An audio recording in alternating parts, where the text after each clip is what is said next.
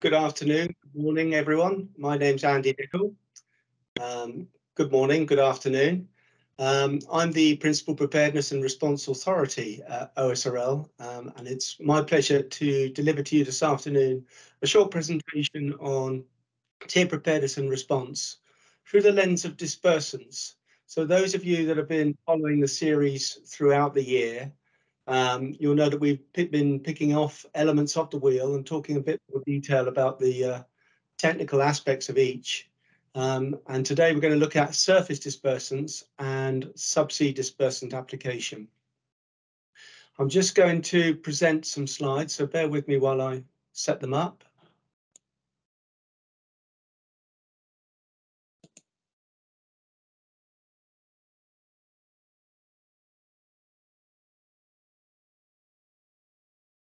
Great, so I think hopefully you can see the title slide, and we're going to kick straight off. So just a quick recap on tier preparedness and response. And you may be familiar with the little icon in the bottom left of this slide. This was the IPECA model developed back around the end of the last century to cascade resources in a logical sense. So the small red box, you probably can't read it, but that's tier 1, based on a small spill that's in a local area. And then you have tier 2, the green boxes, and the orange boxes are representing representing large spills in a remote location. And this is requiring the combined resources of government and industry from all over. So back then, 20 odd years ago, the focus was very much on the size of the spill. So you might recall that what's happened since then, and particularly after Macondo, industry had an opportunity to revisit this model and see if it still works, noting now that we can benefit from improved logistics and communications, and also it enables, the new model basically enables us to focus very much more on capability rather than the size of the spill.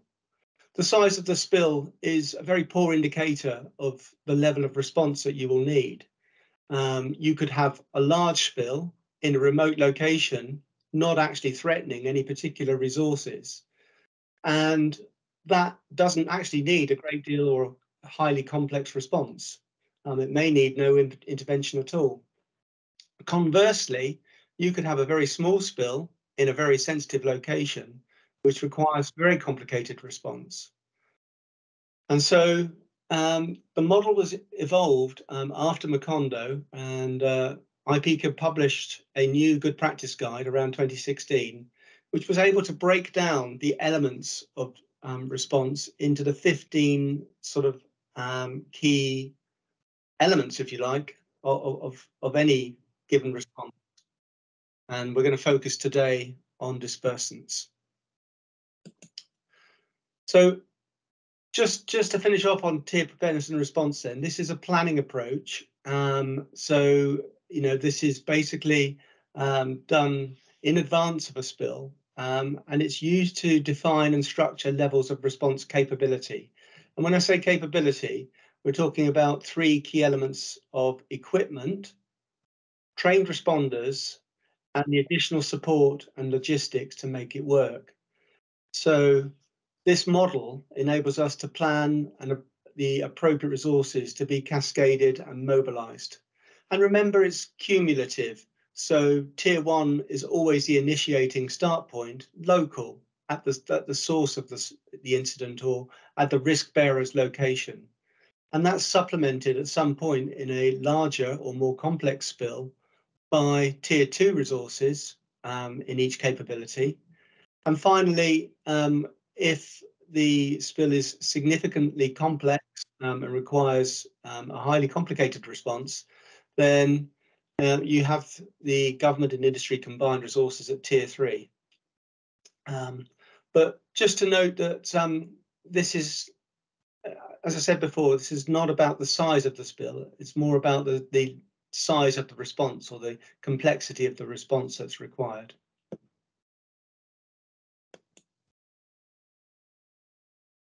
So the model is basically a wheel, and we can look at 15 key elements of the response. And as with the original model, the original 9-box model, we still have the basic concepts of tier 1, immediate local response, supplemented by tier 2, and at a later time scale, tier 3, being the global resources necessary for spills that have substantial additional response needs. And you can think of that radial access from the center to the outside as time. You know, it could be that you could measure in sort of increments of time as to how long tier 1 needs to stand up for before tier 2 clicks in. And then as you move outer to the outer edge of the wheel, then tier 3 will click in after X amount of hours. In my experience, Tier 1 is usually well defined because it's at the location, at the risk bearer's location, maybe a terminal or a country. And tier 3 is usually well defined because it's well known where industry centres and stockpiles of international equipment can be sourced from and how long it will take to get there. More difficult to define in some areas of the world are tier 2, the sort of the green stripe, if you like. That gap in the middle, if you like, between tier 1 and tier 3. And there are very different models that can fulfill tier 2. It may be a mutual aid agreement amongst operators operating in a specific region, or a national stockpile that can be available. So it will look different for every risk location. So here's the whole wheel then. And if you've attended these sessions before, you'll be familiar with these 15 elements. And it represents pretty much everything that you will need in any given spill, and probably some more that you won't need. Not every section is applicable in every spill. But if we start at the top, work logically clockwise round, pretty much any spill will start with source control. And when we think of a subsea response, those sort of big ticket equipment that will need to be mobilized as early as possible. So that's always a first consideration. And then in any spill, we start with surveillance, modeling and visualization. And we work around the cone of marine intervention measures, dispersants, in situ burning, at sea containment and recovery. And then we get round the bottom of the wheel to where shoreline impact may occur. And we look at those elements and build up the capability that we might need in that sort of scenario. One of the wedges is dedicated to inland response. And again, this may not be applicable in a marine spill, but if you have an inland risk, then this will be highly relevant and very much a key part of portraying preparedness and response in this model. And then as we work our way around the wheel, there are other elements of waste, stakeholder engagement, economic assessment, and so on. But our focus today is on dispersants, and there are two elements devoted to this: the offshore surface dispersant and offshore subsea dispersants. So whenever we talk about dispersants, whether it's above the surface or below the surface, there are some fundamental questions that need to be asked in every case.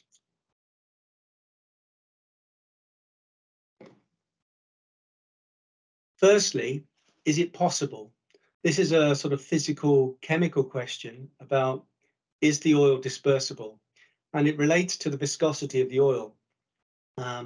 And as oil weathers at sea, the viscosity generally rises. And so we refer to the window of opportunity when dispersants would be amenable, when the oil is still fairly low viscosity and relatively easy to disperse. But at a point in time, the window will close, the viscosity will increase, and dispersants will be demonstrably no longer effective. So we have to work quick. We have to work fast if we are to use dispersants and answer this question first of, will it be possible? The next question is, will it be beneficial? And we have another model here of NEBA, Net Environmental Benefit Analysis, to go through a systematic process of weighing up the advantages and disadvantages of each response technique, in this case dispersants, to establish that we are actually going to make a benefit or have some beneficial impact to the cleanup. So we evaluate data, we predict what would happen, and we predict also what would happen if we don't intervene at all, if we don't take any action. It's important to understand what would happen if we didn't respond. We then go through a systematic process of balancing the trade-offs, looking at the advantages and disadvantages of each to enable us to select the best options. And we also use SEMA, Spill Impact Mitigation Assessment, which is a more detailed, semi-quantitative process to go through this sort of cycle to understand the advantages and disadvantages, because every response technique has both. And when we think about dispersants, we can see that there is a rapid removal of oil from the sea surface and the enhancement of a natural process. But we've also got to think about the downside of the consequence of raised hydrocarbon levels in the surface water and maybe in the subsea layers, and what impact that would have on marine organisms and benthos that may be impacted by the short-term impacts of dispersing oil in that way. So is it possible? Is it beneficial? Is it feasible? This question's all about logistics. Have we got the means to apply? We said in the first question that we've got time constraints. We need to act quickly. So whether we're talking about tier 1 resources or the ability to apply dispersants at tier 2 level, or maybe coming on a aircraft from an overseas response center at tier 3 level, it still takes time. And so we've got to make sure we've got the logistics and the support mechanisms in place to bring dispersants to bear as quickly as possible. And then finally, the question is it allowed? Is it permissible? And some of the work we do in OSRL is to encourage governments and authorities to think about this question in advance of a spill and have in place policies that enable dispersant to be used. In the right situation, dispersants can be one of the most effective response tools that we have. But if we're not allowed to use it for whatever reason, then it may be that we're trying to fight the spill with one arm tied behind our back. So, we want to address this question as soon as possible and encourage governments and authorities to have in place policies and procedures that enable dispersants to be used if the NEBA shows it's the right, correct, and beneficial thing to do. So those 4 fundamental questions are absolutely key to dispersants, whether we're applying surface or subsea. In terms of application methods, well, in terms of surface, we're talking about aerial application, either from fixed wing aircraft or from rotary wing aircraft, helicopters, and these have the advantage of large-scale blanket application of dispersant over wide sea areas and enable us to encounter a large slick that's very thin over the sea surface in some quantities. The other possibility is from vessel spray systems, and vessels that operate in established oil spill fields are quite often fitted with the ability to spray dispersant.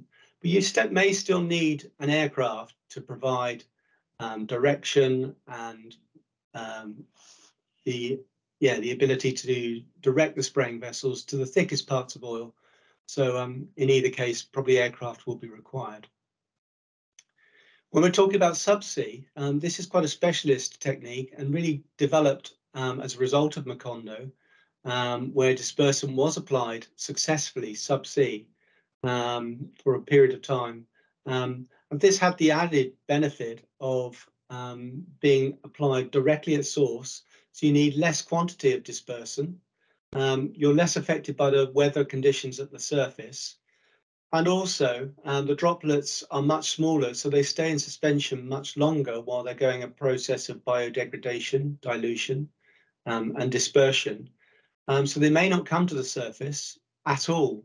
And this makes the surface area safer for responders and those working at the surface, because the VOCs, the volatile organic compounds, do not necessarily make their way to the surface when you apply dispersant subsea. In any case, whether you're applying dispersant at the surface or subsea, monitoring is very important. You need to be able to demonstrate that what you're doing is effective. And at the surface, we typically use fluorometers and other protocols. The SMART protocol will make sure that we systematically survey the water column surface layers to demonstrate a relative kind of degree of assurance that the dispersion is taking place effectively, which is what we want to see. We can back that up with visual observations, but fluorometry is the best way to assess the surface layers. Subsea, OSRL members can access the water column monitoring service from CSA for our Swiss members outside of the Gulf of Mexico. And this will enable deep water column monitoring of what's actually happening with the dispersed oil below the surface. So the title of this slide, dispersants can be the response option of choice and not only used as a last resort. When we do look at national contingency plans, dispersants are often allowed, but only as a last resort. And we think, this needs to be looked at.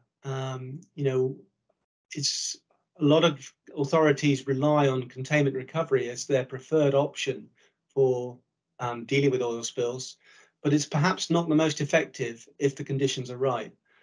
So we would like to see dispersants on an equal footing with other response techniques and not just considered a last resort when everything else doesn't work. So I think dispersants need to be considered objectively, and particularly, for these advantages, the fact that you can reach wide sea areas by aircraft, you don't have the same weather considerations that you have with other techniques.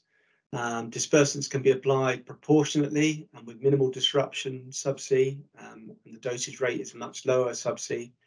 And you don't have the same weather constraints. So for all these reasons, dispersants need to be in the toolbox. And if it's the right thing to do, then it's a good thing to be able to have the access to use them in a timely manner. Last slide then, and this slide just leads you to some of the good practice guides and further reading on the topic. After Macondo, this was, the Macondo itself, the Gulf of Mexico Deepwater Horizon spill, was the largest application of dispersants on an oil spill ever. And so there was a lot of learning to be done afterwards. And industry invested quite heavily in a joint industry project to learn the lessons and to see what could be improved. So there's a lot of good resources here, and the starting point is the IPECA website and their resources gallery, www.ipeca.org. And you can find a range of materials there, glance scan materials, technical good practice documents, both for surface and for subsea. OSRL had a big hand in developing the storage and maintenance guidelines. That's the image on the right there. And also a quick reference, most recent output is the quick reference decision-making tree to help those faced with a spill make some quick and correct and safe decisions about whether or not it's safe to spray. So a very visual guide, all available at IOGP and IPECA's websites. And many of these publications are available in a range of languages as well. So I advise you all, would certainly point you towards these resources, but there are many other sources such as the API, American Petroleum Institute, the IMO guidance, and other sources of information about dispersants.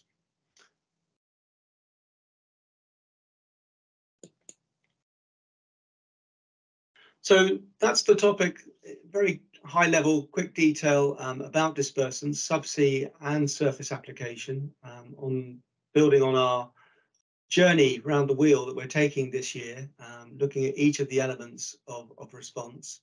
So I'm going to close off now, and Emma will help me see if there are any questions. If anybody does have any questions, please do put them in the chat. I can't see any at the moment, Andy, but we could wait a couple of minutes and see if anything comes through.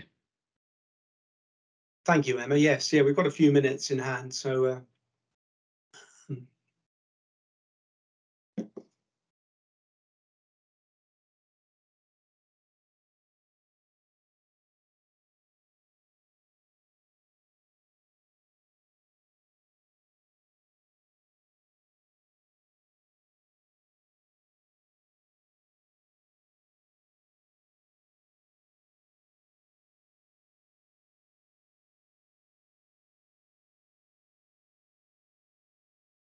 It doesn't look like there are any questions, Andy. okay. You've answered everything.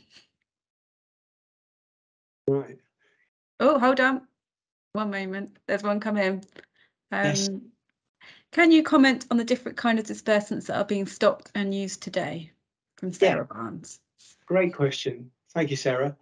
Yeah, I think there are many different products, of course, and many countries make their own, or the chemical industry in each country can make their own dispersants, and it's down to each country to decide what dispersants they will approve. In OSRL, we focused on three key brands: Corexit 9500, Finosol Finosol OSR52, and Day6 Slickgon NS, simply because these are the three most approved dispersants around the world. And in our role as a tier 3 provider, we're most interested in where we can get access with most of the dispersants. In my opinion, the dispersants that I've seen are very similar. They're all a blend of surfactants and solvents in different proportions. And they are tested very well, under a number of different regimes in France, in UK, in US, and many other countries established their own testing regime to confirm that dispersants are low toxicity and highly effective. But generally speaking, I think it's fair to say that any effective dispersant will work on any amenable oil. So it's a bit like antibiotics. I think you can target a specific dispersant to a specific oil type, but as a general rule, most dispersants will work on most dispersible oils. So it's not too critical. But what is critical is making sure that the dispersant you want to use in any given location is on the approved list. It's been tested and you've got approval on the day to apply it. So yeah, thank you for the question, Sarah.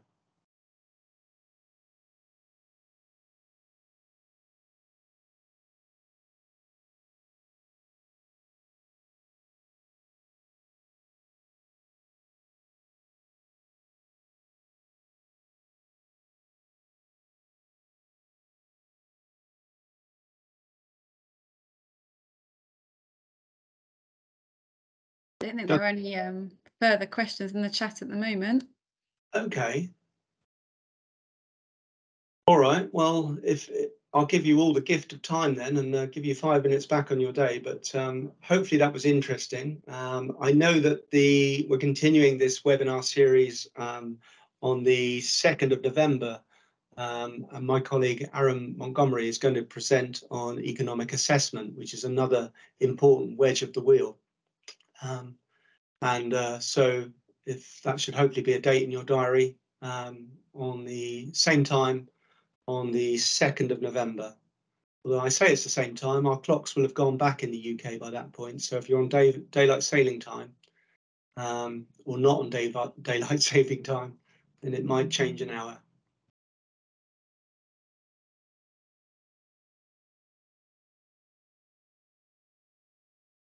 Okay, just lots of thank yous coming through now. Excellent. Well, thank you, everyone. We'll close it off there, and have a good day. See you again soon. Oh, hold on. Another question at the last minute coming through. Is dispersant suitable for all types of oil?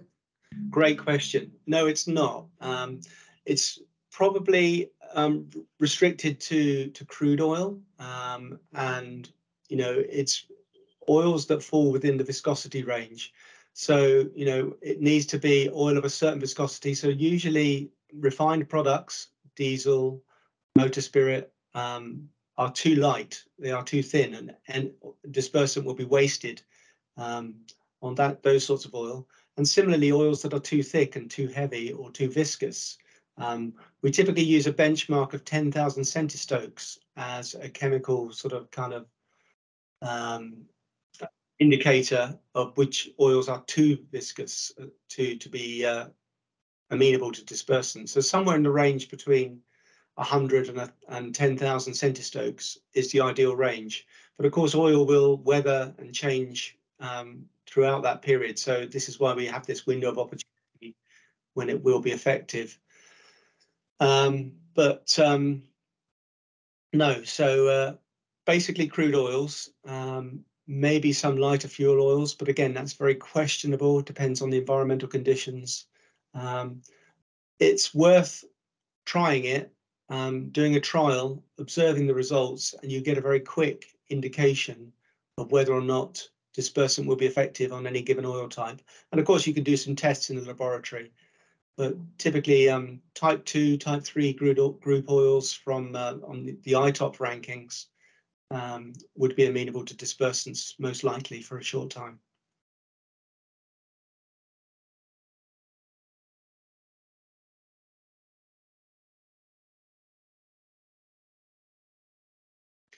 I just see another question there. Is dispersant effective in all weather conditions? I think yes. In fact, dispersion does need a little bit of mixing energy, whether that's subsea or on the surface. That typical mixing energy, if we think about waves and sea conditions on the surface, that's all part of a natural dispersion process, breaking droplets off the slick and enabling them to stay suspended in the water column for a short period of time. So a bit of mixing energy is a very good thing. And this is in contrast with other techniques where you're looking for the calmest weather possible. So yes, I think you have a much wider range of weather conditions where dispersants would be suitable.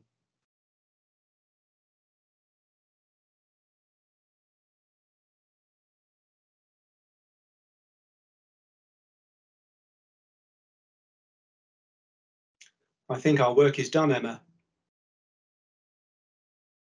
I think so, because we're now up at time. But thank you, everybody, for your questions and your time. We'll be sending the recording out in the next couple of days, and it'll be available on our website if you wanted to share it with your colleagues. So I think, Andy, that we can call it a day. Thank you very much. Thank you all. See you again soon. Bye-bye now.